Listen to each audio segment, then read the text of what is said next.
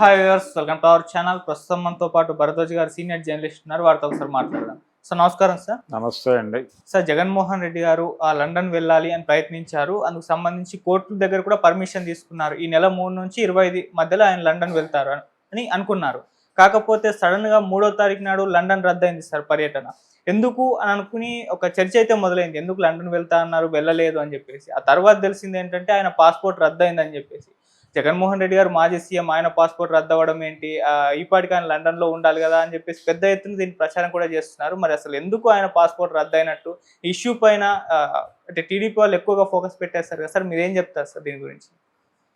అంటే ఈ మధ్య దేవినేని అవినాష్ కూడా ఈ దేశం వదిలి వెళ్ళాలనుకున్నప్పుడు ఆయన్ని ఇక్కడ ఎయిర్పోర్ట్లో ఆపి వెనక్కి పంపించడం జరిగింది, మనం చూసామండి. దాదాపు అదే పద్ధతిలో ఈయన వారి కుమార్తె పుట్టినరోజు వేడుకల్లో పాల్గొనడానికి లండన్ వెళ్ళాలనుకున్నాడు. అక్కడ చదువుకుంటున్నారు ఈయన పిల్లలు. సో అక్కడికి వెళ్ళాలి అనుకున్నారు. ఆయన అనుకుంటే ఆపారు. ఆపడానికి కారణం బహుశా సిబిఐ ఆదేశాలు కావచ్చు, కోర్టు ఆదేశాలు కావచ్చు. ఏ కారణం చేత అయినా, అంటే కేసులు కొంత పురోగతిలో ఉన్నాయి. కేసులు పురోగతిలో ఉండటము అంటే ఆల్రెడీ ఈ కేసులు ఎందుకు ఇలా నానబెడుతున్నారు అని వేసినటువంటి రిట్లు ఉన్నాయి. చేగొండి హరిరామ్ జోగయ్య వేసింది ఉంది, దాంతోపాటు రఘురామకృష్ణరాజు వేసింది ఉంది. ఇలా వీటన్నిటి మీద సుప్రీంకోర్టు, హైకోర్టు, సిబిఐ కోర్టు మీద ఒక ప్రెజర్ తీసుకురావడం ఇవన్నీ చూసాం మనం. ఈ ప్రాసెస్లో తొందరగా కంప్లీట్ చేయండి ఈ కేసుని అనేది, అంటే ఆయన మీద ఉన్నటువంటి కేసులు 1 కాదు 2 కాదు 26 అని చెప్తున్నారు. ఇప్పుడు కొత్త కేసులు ఏవైనా వస్తే రావచ్చు. ఆయన 5 ఏళ్ల పరిపాలనలో జరిగినటువంటి వ్యవహారాలకు సంబంధించి కొత్త కేసులు కూడా వచ్చే ఛాన్సెస్ ఉన్నాయి. ఓకే, వీటి రీత్యా ఆయన్ని హోల్డ్ చేసి ఉండొచ్చు. అంత మాత్రం చేత ఇదేదో ఆనందపడవలసిన విషయమో లేకపోతే జబ్బలు చరుచుకోవాల్సిన విషయమో కాదు. ఎందుకు కాదు అంటే, ఎందుకు వీళ్ళందరూ ఇంత మదన పడుతున్నారు ఈయన విదేశాలకు వెళ్ళలేకపోవడం మీద అంటే, ఆ మధ్యకాలంలో ఎన్నికలు అయిపోగానే ఆయన వెళ్ళారు విదేశాలకు, లండనే వెళ్ళారు. అప్పుడు కూడా వెళ్ళినప్పుడు ఒక పుకారు పుట్టించారు, ఆయన ఇంకా లండన్ నుంచి వెనక్కి రాడు, అక్కడే ఉండిపోతాడు, అవును, విజయ్ మాల్యా అవ్వబోతున్నాడు జగన్ మాల్యా, ఇలాంటి ట్రోల్ చేశారు.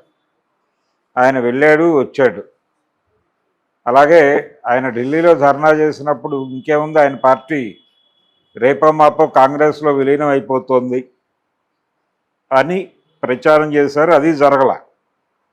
ఒకటి చాలా క్లియర్గా జగన్మోహన్ రెడ్డికి ఇప్పటికీ ఎన్డీఏ నాయకత్వంతో సన్నిహిత సంబంధమే ఉంది.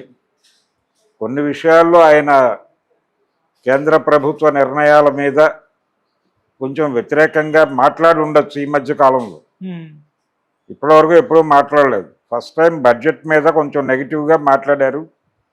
అలాగే వక్ఫ్ బోర్డుకు సంబంధించినటువంటి బిల్లుకి సంబంధించిన వ్యవహారంలో కూడా కొంత వ్యతిరేకంగా ఉండే ప్రయత్నం చేశాడు. కారణం ఏమిటంటే, తన మైనారిటీలో తన ఇమేజ్ కాపాడుకునే ప్రయత్నంలో భాగమే. అది వాళ్ళకు చెప్పుకుని ఉంటాడు ఆయన. ఏ తర్వాత ఎన్డీఏతో కూడా ఆయనకి మంచి రిలేషన్స్ ఉన్నాయి అనేది చాలా సంఘటనలు నిరూపిస్తున్నాయి. ఓకే, ఆయనేమి పూర్తిగా వాళ్ళు పక్కన పెట్టేయలేదు, అతను అలా ఉంచారు. బ్యాక్ డోర్లో ఉన్నాడు ఆయన. ఫ్రంట్ డోర్లో పవన్ కళ్యాణ్, చంద్రబాబు ఉన్నట్టుగానే ఆయన బ్యాక్ డోర్లో ఉన్నాడు. అందుకని ఆయన పార్టీని కూడా ఎందుకు కాంగ్రెస్లో విలీనం చేయడు అంటే, ఈ వైసీపీ అవసరం జగన్ కంటే కూడా కాంగ్రెస్ కంటే కూడా బీజేపీకి ఎక్కువ అవసరం ఉంది. వైసీపీ అనే పార్టీ లైవ్లో ఉండటం. ఆ పార్టీ లైవ్లో ఉంటే దాన్ని చూపించి చంద్రబాబును భయపెట్టగలరు. అందుకని వాళ్ళకి అవసరం. అందుకని గుడ్ రిలేషన్స్లోనే ఉన్నారు వాళ్ళు, అడపాదడపా ఘర్షణలు జరిగినప్పటికీ. అందుచేత ఆయనకి అంటే ఒకవేళ పర్మిషన్ ఇచ్చినా ఇవ్వచ్చు ఏ క్షణంలోనైనా. ఆయన సీరియస్గా వెళ్ళి అడిగితే పర్మిషన్ వచ్చే ఛాన్స్ కూడా ఉంది. ఓకే. సో ఆయన ఆ ప్రయత్నం చేయగలడు, లేదంటే వాళ్ళ అమ్మాయిని ఇక్కడికి రప్పించి ఇక్కడ పుట్టినరోజు వేడుకలు జరిపి పంపించేస్తాడు మళ్ళీ. ఒకటి సీరియస్గా కేసులు పెడుతున్నారు, ఆల్రెడీ చాలామంది మీద కేసులు పెట్టారు. ఈ అరెస్టుల పర్వం కూడా మొదలైంది. నందిగం సురేష్తో మొదలైంది అది. ఇది ఎక్కడి దాకా సాగుతుంది అనేది చూడాలి. జగన్మోహన్ రెడ్డి దాకా నడుస్తుంది అని చెప్తున్నారు, బహుశా అందుకు కూడా ఆపుండొచ్చు. సో ఏం జరుగుతుంది అనేది అయితే చూడాలి. ఒకటి ఆయన అయితే గుడ్ రిలేషన్స్లో ఉన్నాడు కేంద్రంతో. ఓకే.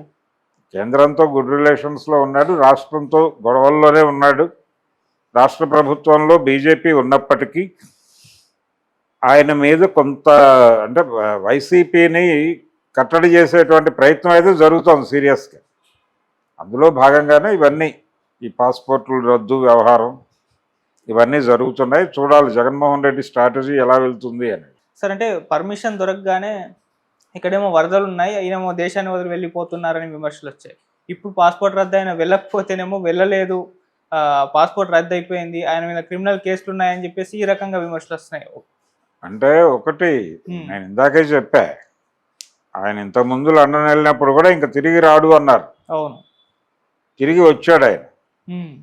ప్రతిదీ పుకారు పుట్టించి దాని మీద యుద్ధం చేయాలని చూడటమే. అది తెలుగుదేశం పార్టీ మరీ ఎక్కువ చేస్తోంది ఈ మధ్య. జనాలకు నెమ్మదిగా ఇలాంటివి ఇంకో 2 ఇష్యూస్ జరిగితే జనాలకు పూర్తిగా అర్థమైపోతుంది. వీళ్ళు అంటే ఉన్నది లేనిది కల్పించి ఒక